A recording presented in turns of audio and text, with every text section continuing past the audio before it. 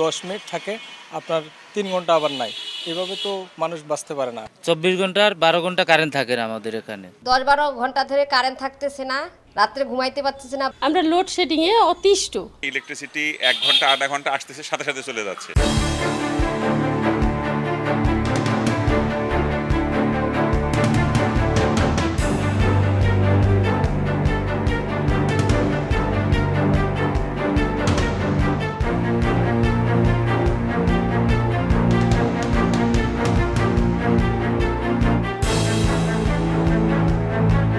দেশের কাঁধে ফের সোয়ার হয়েছে লোডশেডিংয়ের ভূত।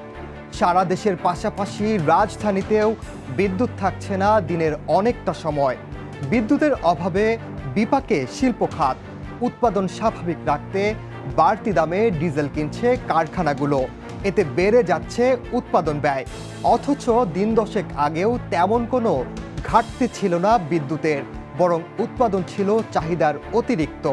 সরকারের সংশ্লিষ্ট মন্ত্রণালয় ও বিদ্যুৎ বিভাগের দাবি, বিদ্যুৎ উৎপাদনের সক্ষমতা থাকলেও সংকট রয়েছে গ্যাস সরবরাহে, তাই এই লোডশেডিং। আর কবে নাগাদ এই গ্যাস সরবরাহ স্বাভাবিক হবে তা জানাতে পারেননি বিদ্যুৎ ও জ্বালানি প্রতিমন্ত্রী নসরুল হামিদ। অথচ বর্তমান সরকার ক্ষমতায় আসার পর গত 1 দশকে বিদ্যুতে অনেকটাই স্বয়ংসম্পূর্ণ হয়েছিল দেশ। চাহিদা, উৎপাদন ও সরবরাহে সামঞ্জস্য থাকায় জনজীবন থেকে মোটামুটি বিদায় নিয়েছিল লোডশেডিং শব্দটি। রাজধানী সহ দেশের শহরাঞ্চলে বিদ্যুৎ বিভ্রাট হতো না বললেই চলে। সেই পরিস্থিতি থেকে দেশে হঠাৎ করেই যেন ফিরে এলো ঘন্টার পর ঘন্টা বিদ্যুৎ না থাকার সেই পুরানো দুঃসহ স্মৃতি। গ্যাসের সরবরাহ সংকটে কি এর একমাত্র কারণ, নাকি অন্য কিছু? ইউক্রেন যুদ্ধসহ বিশ্ব পরিস্থিতিরও বা কতটুকু দায়ী রয়েছে এই বিদ্যুৎ দুর্ভোগের পেছনে, সেসব নিয়েই এবারের দৃশ্যপট।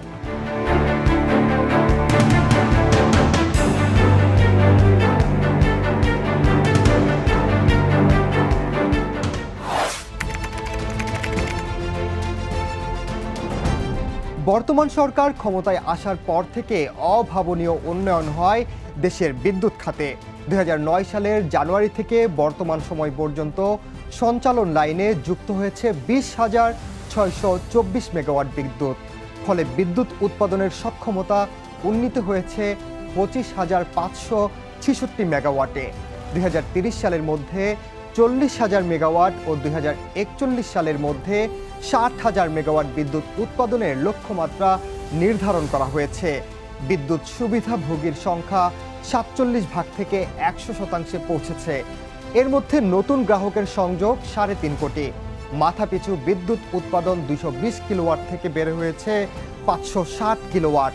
গত 13 বছরে নির্মিত হয়েছে 5,500 সার্কিট কিলোমিটার সঞ্চালন লাইন।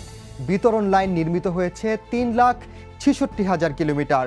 এরই ধারাবাহিকতায় দেশের বৃহত্তম 1,320 মেগাওয়াটের পায়রা তাপ বিদ্যুৎ কেন্দ্র উদ্বোধনের পর দেশের শতভাগ জনগণকে বিদ্যুতের আওতায় আনার ঘোষণা দিয়েছিলেন প্রধানমন্ত্রী শেখ হাসিনা।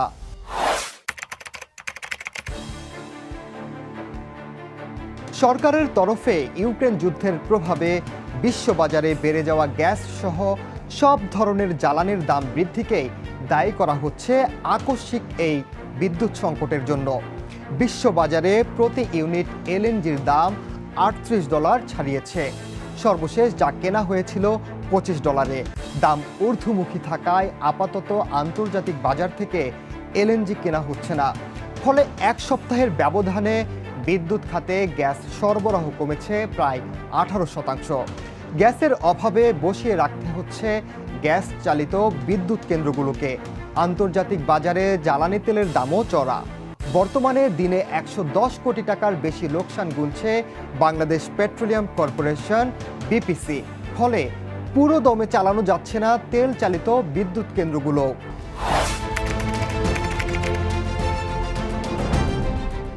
দেশের সব গ্যাস চালিত বিদ্যুৎ কেন্দ্রগুলোকে পুরো দমে চালাতে দৈনিক গ্যাস লাগে 2,252 মিলিয়ন ঘনফুট MFCF।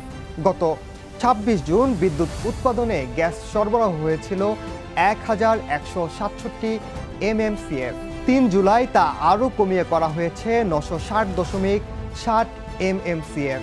আর এই গ্যাস সরবরাহ কমার প্রভাব পড়েছে বিদ্যুৎ উৎপাদনে। গত 3 জুলাই দেশব্যাপী বিদ্যুৎ চাহিদা ছিল 14,250 মেগাওয়াট, অথচ উৎপাদন হয়েছিল 13,440 মেগাওয়াট। উৎপাদন পর্যায়ে থাকা 810 মেগাওয়াট ঘাটতি সরবরাহ পর্যায়ে 1000 মেগাওয়াট ছাড়িয়ে যায়, যার ফলে হঠাৎ করে শুরু হয় এই লোডশেডিং।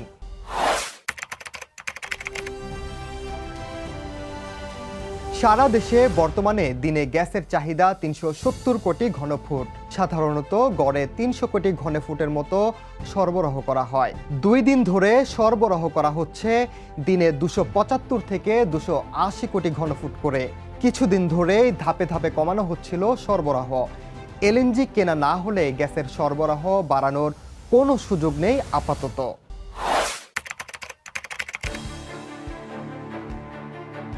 দেশব্যাপী লোডশেডিং শুরু হওয়ায় রোববার রাতে নিজের ভেরিফাইড ফেসবুক পেজে এক পোস্টে বিদ্যুৎ প্রতিমন্ত্রী নসরুল হামিদ জানান, গ্যাস স্বল্পতার কারণে বিদ্যুৎ উৎপাদন ব্যাহত হচ্ছে।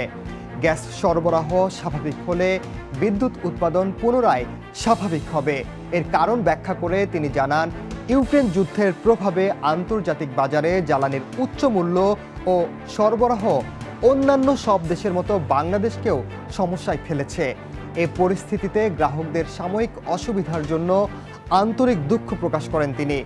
তবে দুঃখ প্রকাশ করলেও তিনি জানাতে পারেননি কবে নাগাদ শেষ হবে এই বিদ্যুৎ সংকট।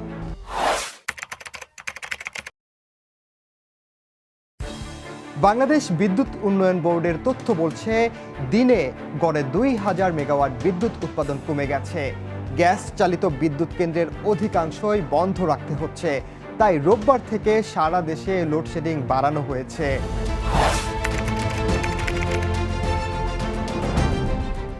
গত 2 দিন ধরে রাজধানী ঢাকার বিভিন্ন এলাকায় দিনে 4 থেকে 5 বার লোডশেডিং হচ্ছে। কোথাও একটানা কয়েক ঘন্টা ধরে বিদ্যুৎ পাচ্ছেন না গ্রাহকরা। গতকালও চাহিদার চেয়ে প্রায় 300 মেগাওয়াট কম বিদ্যুৎ সরবরাহ পেয়েছে ঢাকা পাওয়ার ডিস্ট্রিবিউশন কোম্পানি। দিনে এ সংস্থার চাহিদা 1600 মেগাওয়াট, কিন্তু সরবরাহ পাচ্ছে 1300 মেগাওয়াট।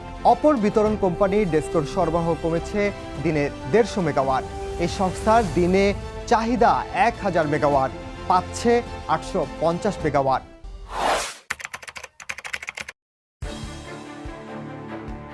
দেশের প্রায় 55% বিদ্যুৎ সরবরাহ করে পল্লী বিদ্যুতায়ন বোর্ড বা আরইবি। পরিমাণের দিক দিয়ে যা 8000 মেগাওয়াটের মতো। গত রোববার 851 মেগাওয়াট লোডশেডিং করতে হয়েছে আরইবিকে। দিনে 5 থেকে 6 ঘন্টার বেশি সময় বিদ্যুৎ পাচ্ছেন না গ্রাহকেরা। অনেক জেলায় পরিস্থিতি আরও খারাপ। এসব জেলায় বিদ্যুৎ থাকছে না দিনে 8 থেকে 9 ঘন্টার বেশি।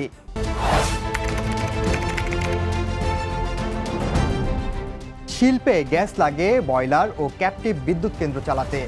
গ্যাসের সরবরাহে ঘাটতিতে বিপাকে পড়েছে শিল্প খাত। বিদ্যুতের অভাবে কারখানাগুলোতে উৎপাদন ব্যাহত হচ্ছে। বেশিরভাগ কারখানা ডিজেল ব্যবহার করে উৎপাদন কাজ চালাচ্ছে। এতে উৎপাদন ব্যয় বেড়ে গেছে। বিশেষ করে পোশাক, বস্ত্র ও নিটিং কারখানাগুলোর সংকট চরম আকার ধারণ করেছে। প্রতিষ্ঠানগুলো বলছে, গ্যাস ও বিদ্যুৎ সংকটের কারণে শিপমেন্ট বিলম্বিত হলে ক্রয় আদেশ বাতিল করতে পারেন বিদেশি ক্রেতারা। সংকট অব্যাহত থাকলে বাংলাদেশ থেকে মুখ ফিরিয়ে অন্য দেশের দিকে ঝুঁকে পড়তে পারেন তারা।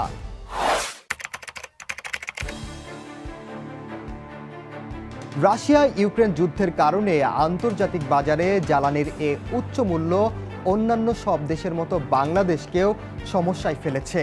এতে নতুন করে গ্যাস কিনতে বিপুল বাড়তি ব্যয়ের মুখে পড়তে হচ্ছে। 2020 সালে যে এলএনজির দাম প্রতি ইউনিট $4 নেমে গিয়েছিল, তা এখন বেড়ে $38 ছাড়িয়েছে। সর্বশেষ কেনা হয়েছিল $25।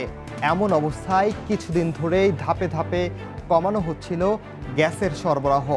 এলএনজি কেনা না হলে গ্যাসের সরবরাহ বাড়ানোর কোনো সুযোগ নেই আপাতত।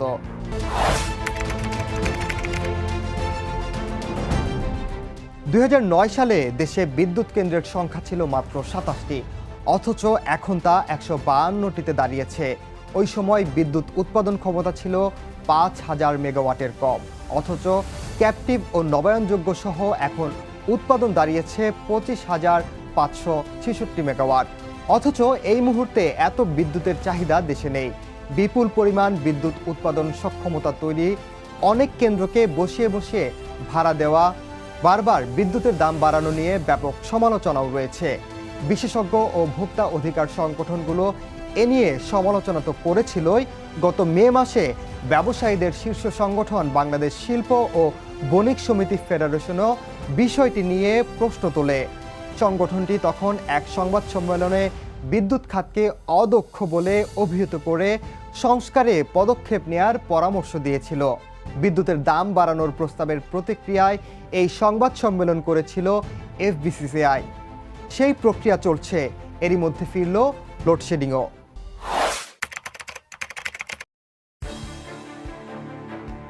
আন্তর্জাতিক বাজারে তেলের দাম বেড়ে যাওয়ায় দেশেও বাড়ানো হয়েছে ডিজেল ও ফার্নেস অয়েলের দাম। পাশাপাশি বেড়ে গেছে আমদানি করা কয়লার দামও।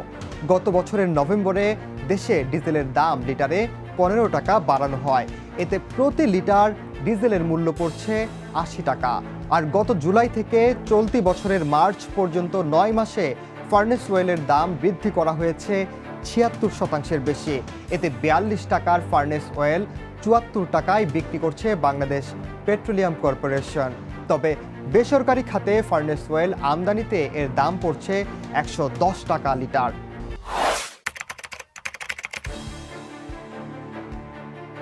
সদ্য শেষ হওয়া অর্থ বছরে দেশে বিদ্যুৎ উৎপাদন বেড়েছে প্রায় 7%, কিন্তু বিদ্যুৎ উৎপাদন ব্যয় বৃদ্ধি পেয়েছে প্রায় 43%। গত অর্থ বছর বিদ্যুৎ খাতে সরকার ভর্তুকি দেয় 8,945 কোটি টাকা, আর চলতি অর্থ বছর ডিসেম্বর পর্যন্তই 6 মাসে ভর্তুকি দেওয়া হয় 10,635 কোটি টাকা। তবে ঘাটতি ক্রমেই বাড়তে থাকায় ভর্তুকি দেওয়া বন্ধ রাখা হয়েছে। বিদ্যুতে কিন্তু মোটা অঙ্কের সাবসিডি দিতে হচ্ছে আমাদের, অনেক বেশি ভর্তুকি। কারণ বিদ্যুৎ উৎপাদনের যে খরচ, আমরা কিন্তু গ্রাহকের কাছে এখন পর্যন্ত সেই খরচও নিতে পারি না, কিন্তু কত ভর্তুকি আমরা দেব, যেখানে সারা বিশ্বব্যাপী অর্থনৈতিক মন্দা। সেই ক্ষেত্রে আপনাদের অনুরোধ করব, আপনারা একটু সাশ্রয়ী হবেন।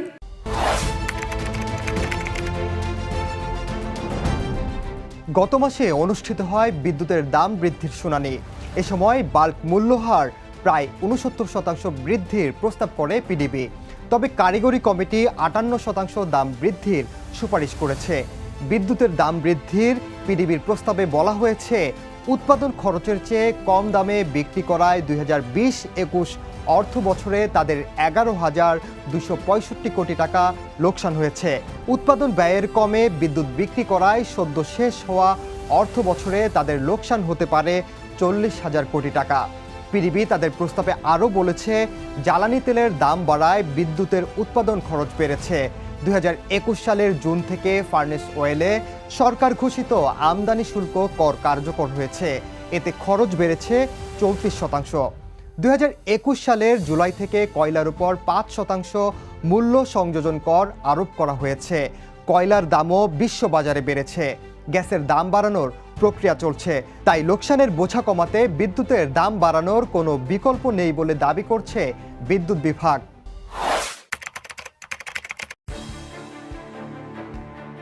গত এক যুগে বিদ্যুৎ খাতে নানা পদক্ষেপের পরও লোডশেডিং ফিরে আসার প্রেক্ষিতে এই সংকটের কারণ জানিয়েছেন প্রধানমন্ত্রী শেখ হাসিনা। রাশিয়া এবং ইউক্রেনের যুদ্ধের কারণে আপনারা জানেন যে তেলের দাম বেড়ে গেছে, ডিজেলের দাম বেড়ে গেছে। আমরা এলএনজি আমদানি করতাম, তার দাম বেড়ে গেছে, ডিজেলের দাম বেড়ে গেছে। বিদ্যুৎ উৎপাদন, আমাদের নিজস্ব সামান্য গ্যাস, ডিজেল এবং ফার্নেস অয়েল দিয়ে আমরা বিদ্যুৎ উৎপাদন করছি। প্রত্যেকটা জিনিসের দাম কিন্তু বেড়ে গেছে। গাড়ি ঘোড়া চলা, তেলের ক্রাইসিস সারা বিশ্বব্যাপী। আমরা কতদিন চালাতে পারবো সেটা হচ্ছে বড় কথা।